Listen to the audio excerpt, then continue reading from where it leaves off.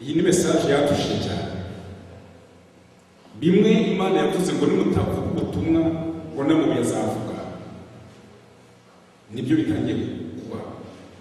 Nitutavuga ubutumwa na internet bizavuga. Ibi hari ikintu kimwe shaka kumanza nashinga uyu mudamu witwa Beata Mukeshimana. Burya hari abantu benshi tugira ibibazo tukabyiherera, ariko kuba uyu mudamu yaragize ibibazo akavuga ati reka nsabe ubufasha, akandikira itorero ryacu avuga ati muntwerere amasengesho. Sinzi abantu baba barafashije gutwerera amasengesho umudamu, ariko byo nyine kuba yaragize ati reka nsabe ubufasha, iki ni ikintu cyiza cyane twagombye gushimira mushiki wacu Mukeshimana Beata. Kuko burya iyo tugize ibibazo tukabyihererana,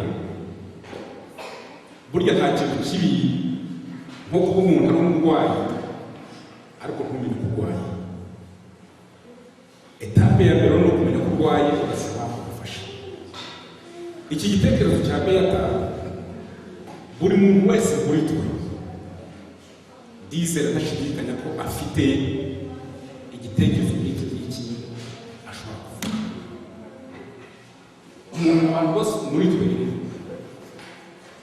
ntawe uzi ikintu yahuye nacyo kugeza n'ubwo ndetse ashobora kuvuga ati koko Mana ibi birangiraho ni njyewe yamukiye Imana kurusha abandi bose.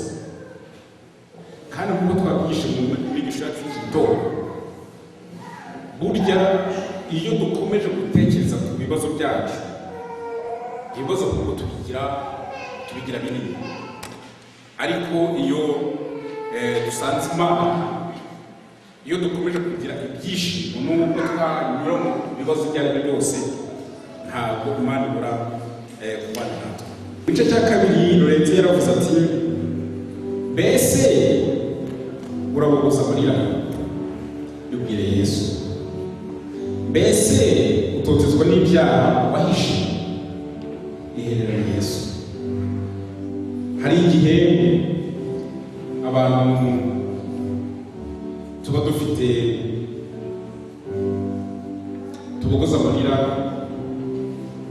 ariko muri Bibiliya haravuga ngo hahirwa abashavura. Hahirwa abashavura muri Bibiliya bavuga ntabwo ari hahirwa abashavura bashavuzwe n'ibintu ibyo ari byo byose. Hahirwa abashavura bavuga ni abantu bashavuzwa no kumenya ijambo ry'Imana. Mu gice cy'Igifaransa niho havugaga ngo umukristo ngo wibwira ko igihe amaze kuba umukristo atazahura n'ingorane ngo isora desi. Ibyo rero bitubwira ko nubwo turi abakristo ntabwo muri iyi si tuzabura guhura ingorane tuzahura nazo, yewe ndetse ari n'urupfu. Ibyo bita kugira ngo gikombe cy'igicucu cy'urupfu nabyo tuzabigeramo, ariko umuntu w'umukristo cy'ingenzi ni ukumva ko ibyo twanyuramo byose, ingorane twanyuramo zose, ko Yesu ahari. Kandi hari n'igihe burya tunyura mu ngorane ari inzira y'Imana no kugira ngo itugarure mu nzira.